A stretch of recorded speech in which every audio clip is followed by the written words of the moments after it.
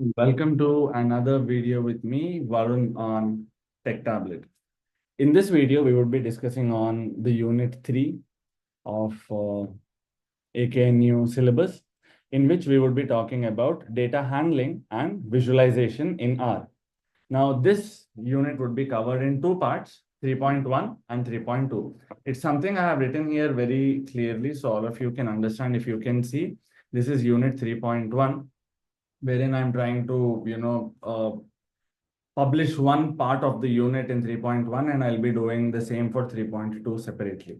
So here, as you can see, I have data handling and visualization in R. So what would be covering in 3.1? We would be working on data frames, which is the first part. We would be understanding what is the list, followed by what are matrices, what is data wrangling, and how do you work with DPLYR and TIDYR? These are two libraries that we have, and these are very famous libraries, by the way. If you have ever worked on R, then I think these two libraries is something that you should have seen. And then we have how to handle missing data, which comes at 5. And then finally, how do we work with date and time using R? So these are the different topics that we would be covering for today in this specific part of the video. So the first topic that we have is a data frame. Now, firstly, we need to know what is a data frame, where do we use it, what is it useful for? So first things first, as you can see, a data is a 2D tabular structure. Okay, it has rows and columns, wherein rows are observations of every individual or every record. Columns store the different names or different values that are needed for the overall data set to be built. Now, how do you create a data frame in the first place? I think it's very simple to do that. The first thing that you need to do is to use a data frame functionality. And when you use data.frame, as you can see here, you should be able to very easily generate or create a data frame. Now, in this data frame, I am taking 3 columns. The first one is name, the second one is age, and the third one is the major of the student. Is he a math student or a physics student, or questions like that, or information like that. So this is what we have in the first 3 parts of the or this is what we have as the 3 columns of the first data frame that we are creating. Now, if in case you have no clue what we are doing, then I would request you to pause the video, start working on this data frame, generate an output, and go further.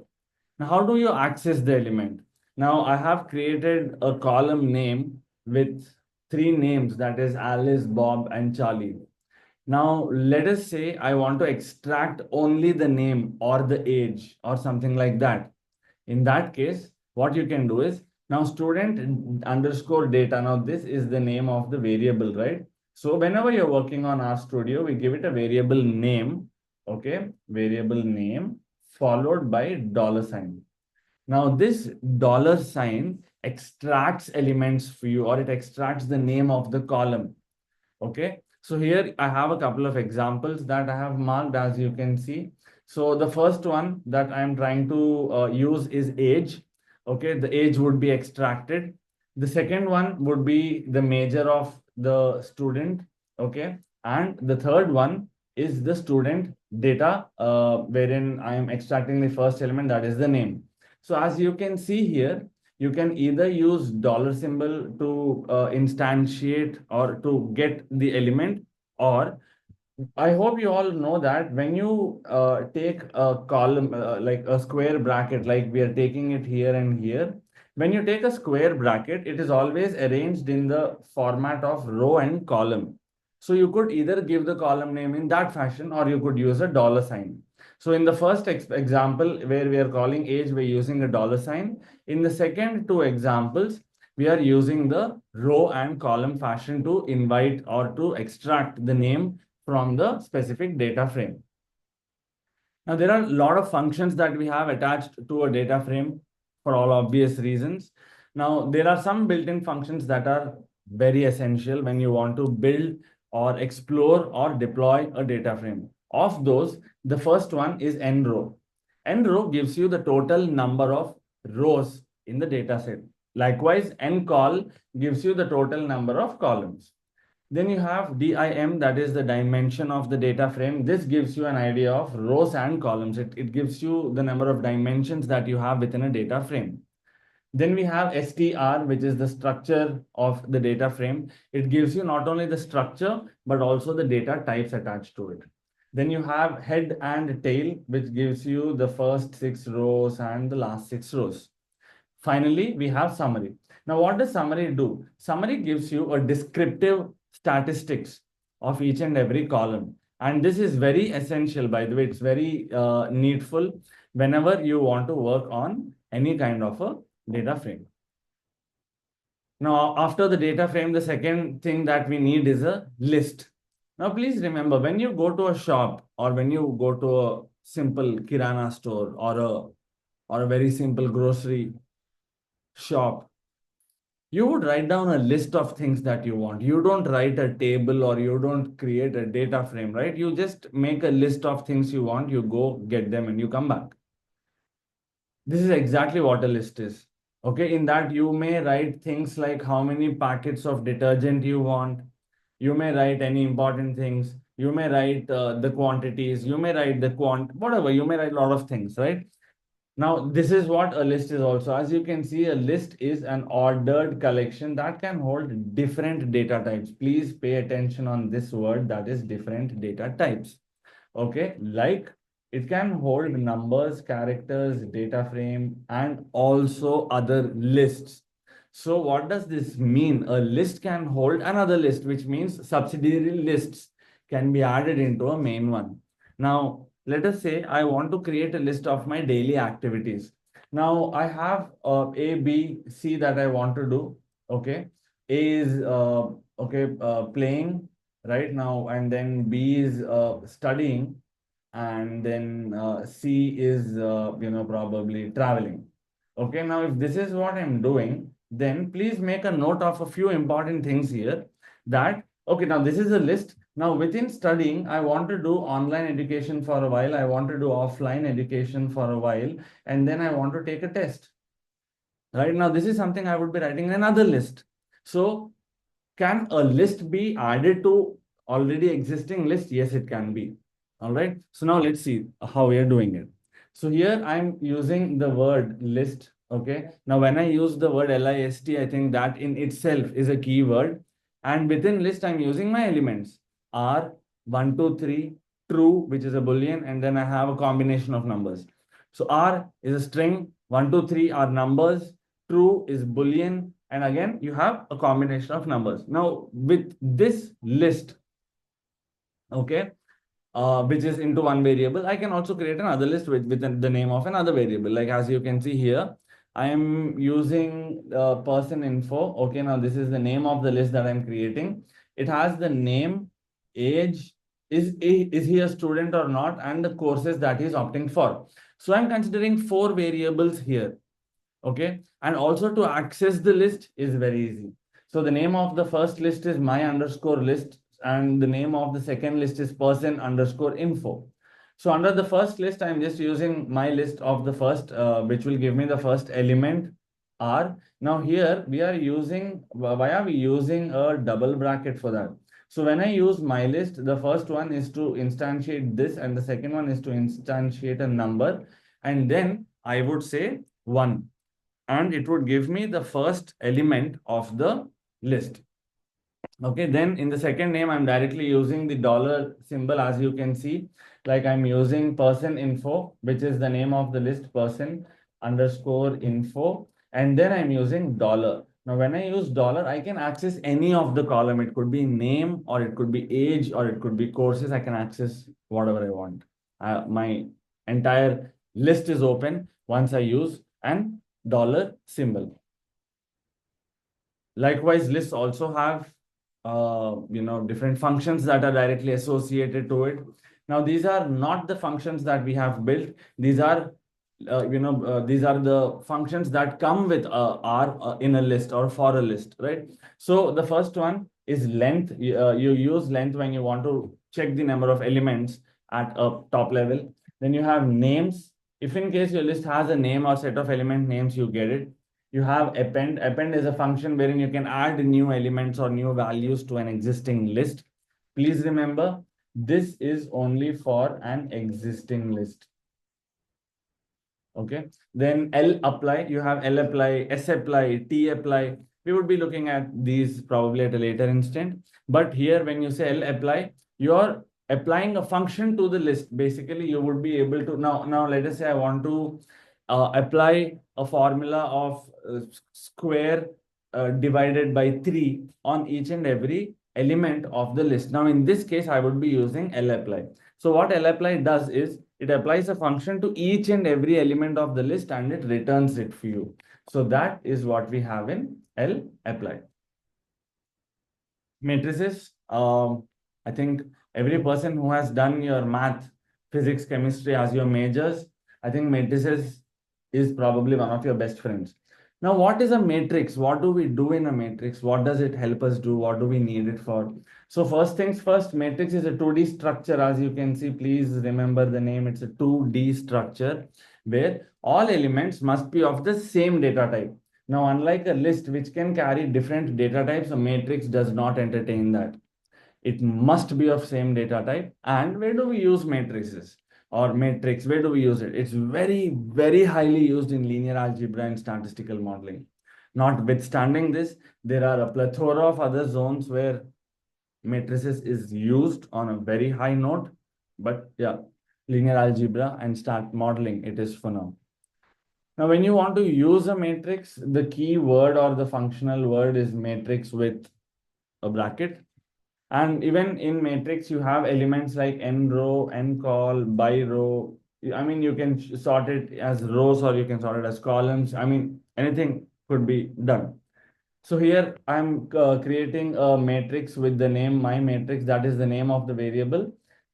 Matrix is the name of the function. And in this function, I'm saying I want 2 rows and 3 columns. So it's basically a 2 by 3 matrix, right? Now, this is the output that you would be having. And when you say by row is equal to true, you're telling your system to print them row by row, or I mean, to give the informations in rows. So with this, you could access your element as well. Now, to access the element, it is the same thing that I told you a while back. Now, the name of my matrix is, let us say it is my matrix only, like you can see below. Now, if I want to access elements within this, then I would go into row, comma, column fashion. Now, let us say my matrix is 1, 2, 3, 4, 5, 6, 7, 8, 9. Now, I want to access 3. So 3 is, firstly, we'll check the rows. It is in second row and it is in third column. So matrix of 2 by 3 will give me the element that I'm looking for, right? So this is how you access elements. So here also you can see I have matrix 2 comma 1, which is 4. So I have elements 1, 2, 3, 4, 5, 6.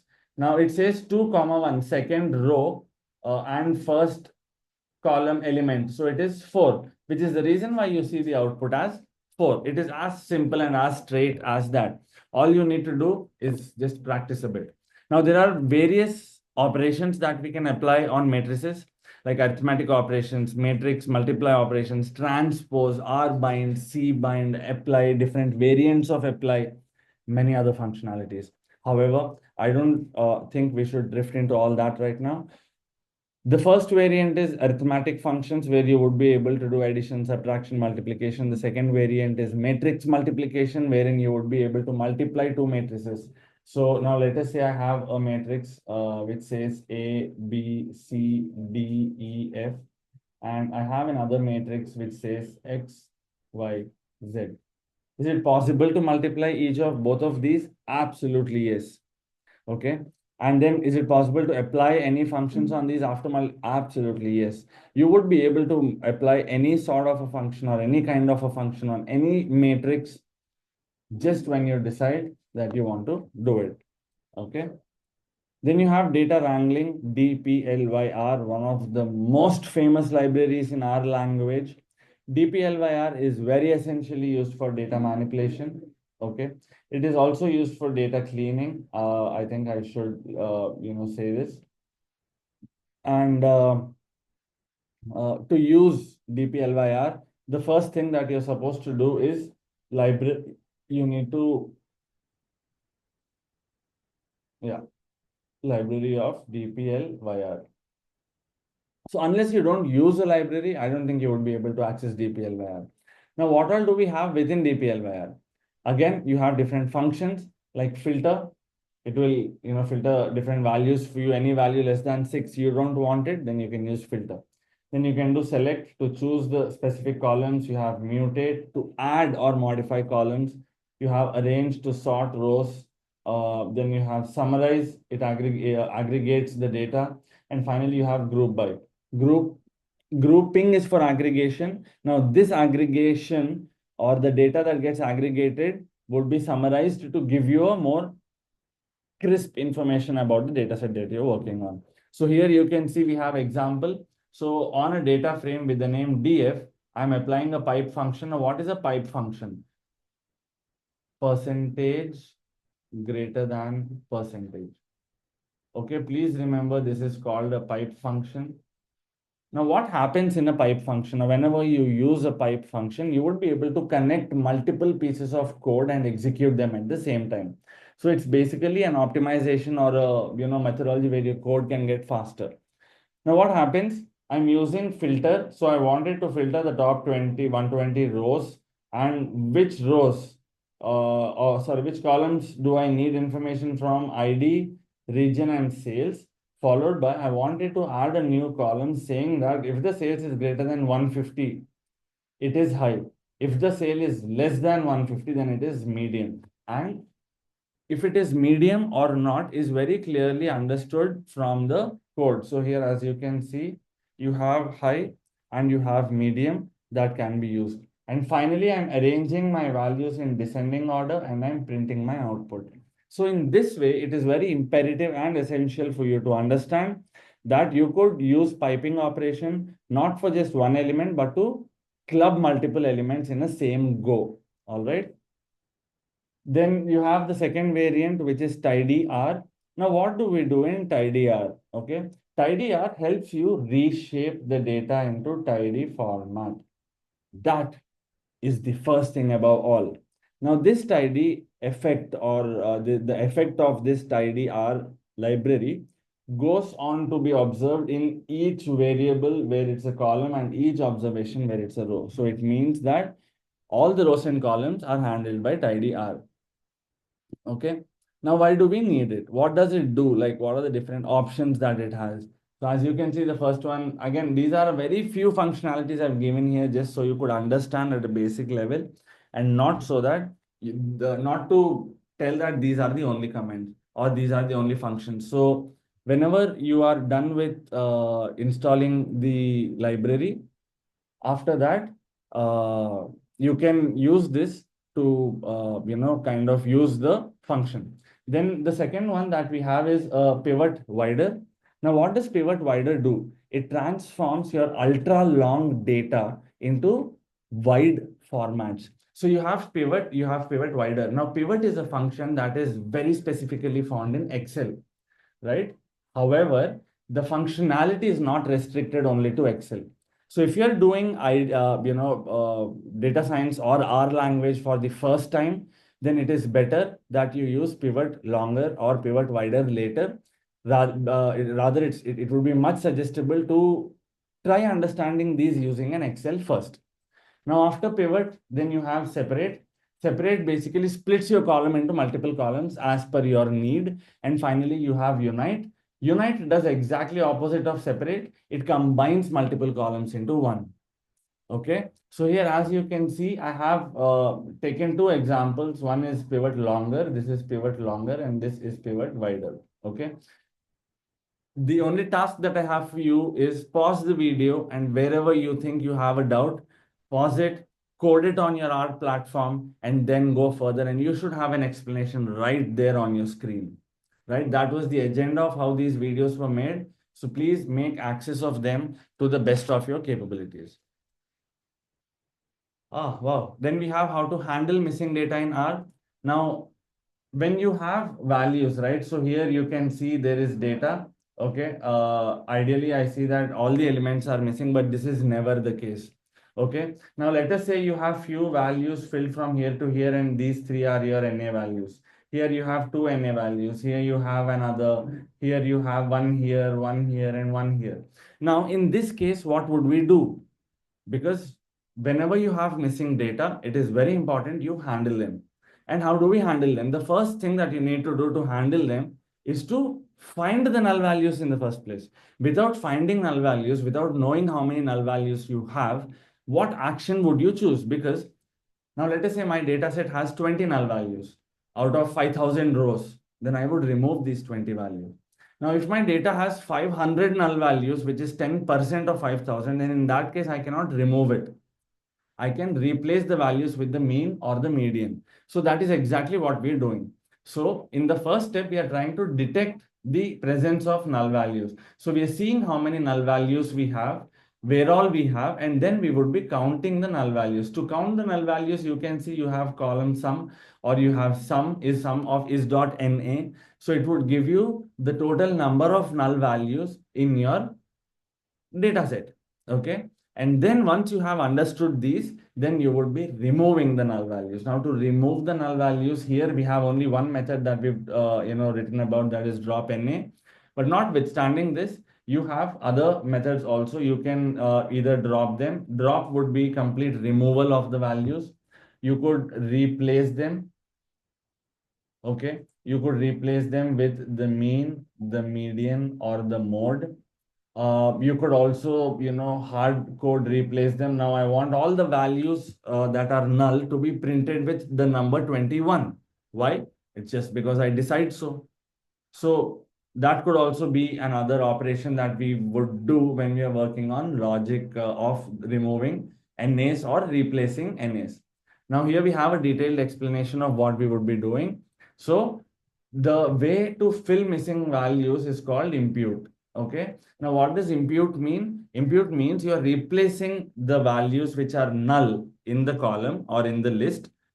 So your data is full. So you can work on the other data. So you can analyze the other part of the data, because even if you don't have a small element or even one number, then your system does not return a value to you. There is no output that comes.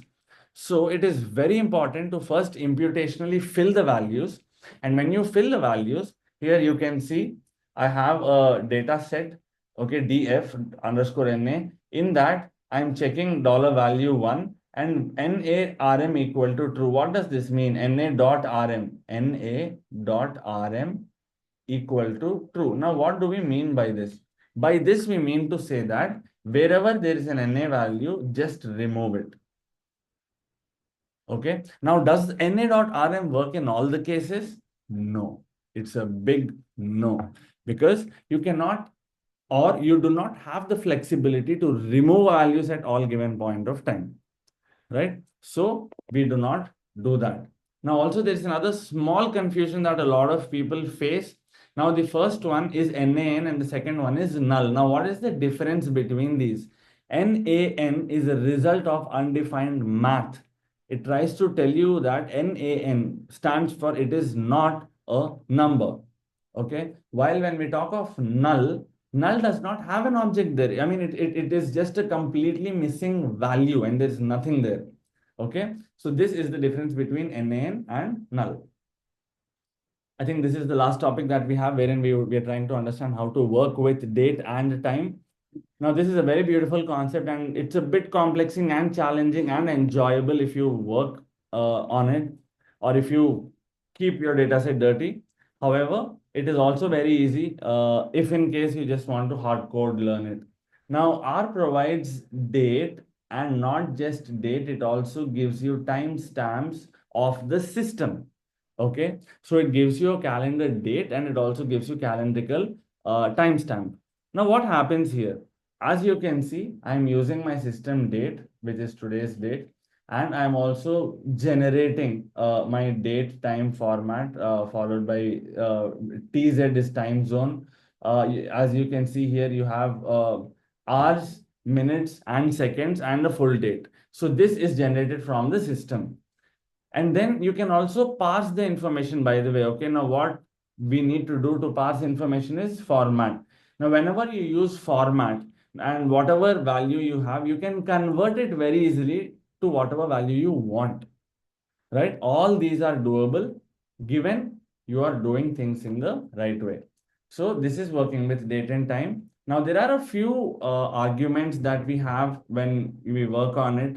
Okay, so let's just talk about that quickly at a very high level. Now, when you're working on dates and times, and you have very complex date time arrangement, and you might want to make it easy for yourself, the first library that you would be talking to is Lubridate.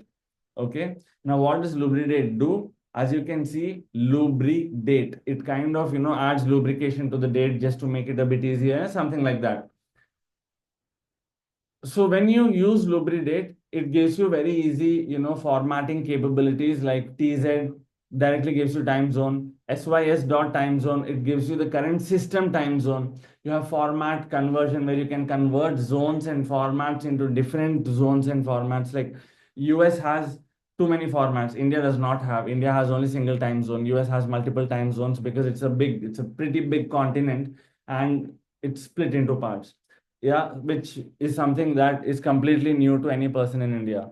So based on this, we would see how time, date, and other things can get working on when you're working in real time scenarios. So it's very important for you to understand the concept of date and time. Right now, in the next video, so in this video, we have completed 3.1. Okay, in the next video, we would be looking at 3.2. Okay, that is part 2 of the unit 3. And also, once all these are done, I would be posting important questions for you that are important or that are much needed for your board exams or for your semester exams. You can make a note of them and probably learn them. And if in case there's any questions, you have questions of any sort, do not forget to use the comment section below, as I would be more than happy to post your reply for you. All right, thank you very much. I'll see you in the upcoming video. And in the next video, we'll try to complete the second part of third unit. You all have a great day ahead. This is me, Varun Rao, signing off.